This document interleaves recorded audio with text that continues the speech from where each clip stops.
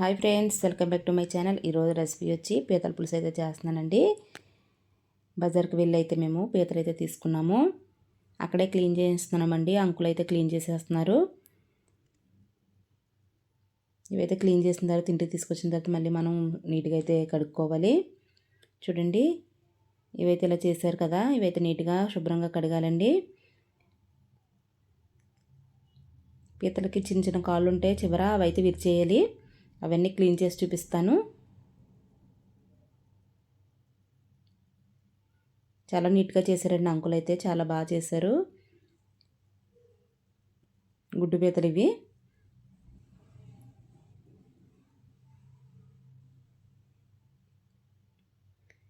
నీట్గా అయితే చేసేసుకున్నానండి. మొత్తం శుభ్రంగా అయితే కడిగేసాను కూడా. చూడండి, ఇలాగైతే కడుక్కోవాలి. ఇప్పుడైతే స్టవ్ వెలిగించి ఒక గిన్నె అయితే పెట్టుకున్నాను. ఆయిల్ వేస్తున్నానండి కూర సరిపడగా. ఆయిల్ వేడెక్కింది. ఉల్లిపాయలు, పచ్చిమిరపకాయలు, టమాటాలు కూడా వేస్తున్నాను.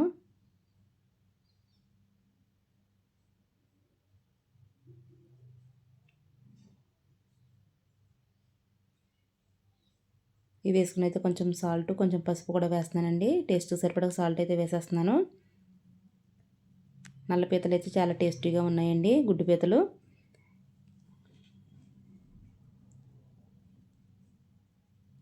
ఇవైతే ఒకసారి కలుపుకొని బాగా ఫ్రై అవ్వనివ్వాలి. మూత అయితే పెట్టేస్తున్నాను. మధ్య మధ్యలో అయితే కలుపుకుంటూ ఉండాలండి, మాడుతూ ఉంటాయి, చూసుకోవాలి. ఒకసారి అయితే కలుపుకొని మళ్ళీ మూత పెట్టి ఫ్రై అవనిద్దాము. ఇంకా ఫ్రై అవ్వలేదు కదా, ఉల్లిపాయలు అయితే కొంచెం వేగాలి.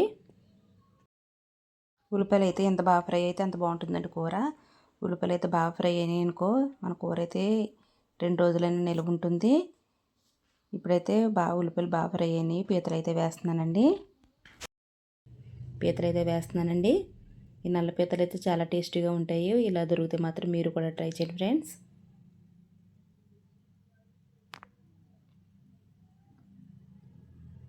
వేసుకున్న తర్వాత అయితే ఒకసారి కలుపుకుంటున్నాను.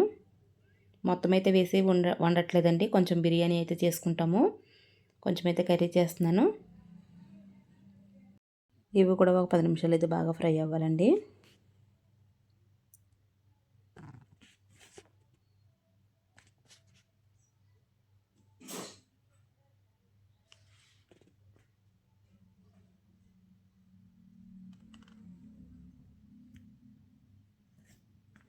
మూత అయితే పెట్టేస్తున్నాను.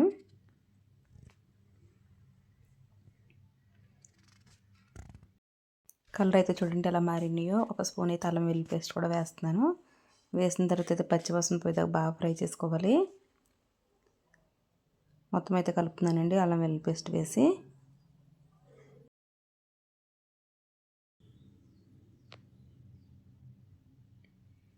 అల్లం వెల్లుల్లి పేస్ట్ కూడా బాగా పచ్చివాసన పోయేదాకా బాగా ఫ్రై చేసుకుందాం.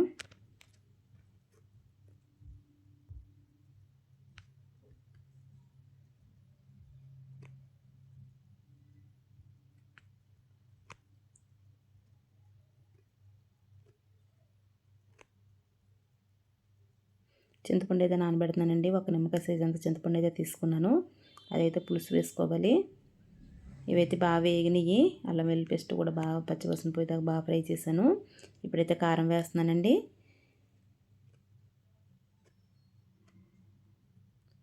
కారం అయితే 1 స్పూన్నర అయితే వేసుకున్నాను.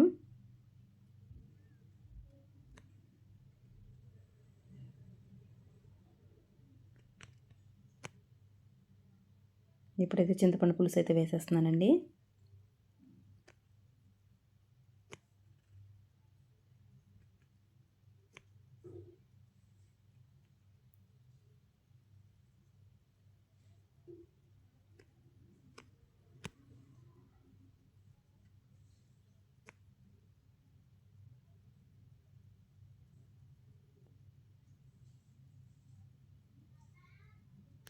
కొంచెం వాటర్ అయితే వేస్తున్నాను.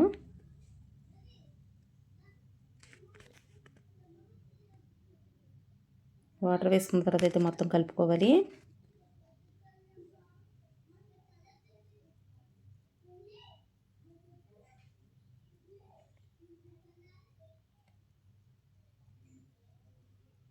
పీతలు ములిగే వరకు అయితే నీళ్ళు వేసుకుంటున్నానండి. మూత అయితే పెట్టుకున్నాను, ఉడకనిస్తాను. చూడండి కూర అయితే ఉడుకుతుంది కదా, ఆల్మోస్ట్ దగ్గర పడిపోయింది.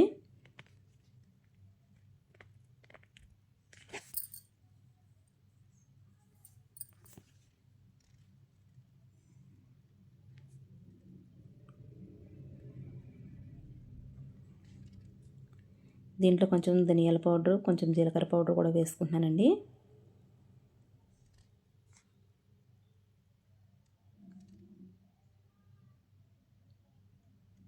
ఒక స్పూన్ అయితే ధనియా పౌడర్ వేసుకున్నాను, ఒక అర స్పూన్ అయితే జీలకర్ర పౌడర్ అయితే వేసుకున్నానండి. కొంచెం అయితే గరం మసాలా కూడా వేసాను.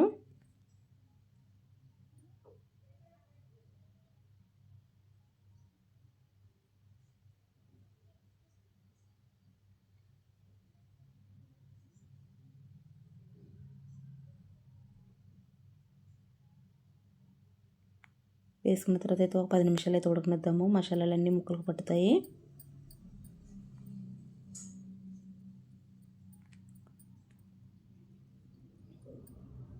అంతేనండి, కూర అయితే దగ్గర పడింది.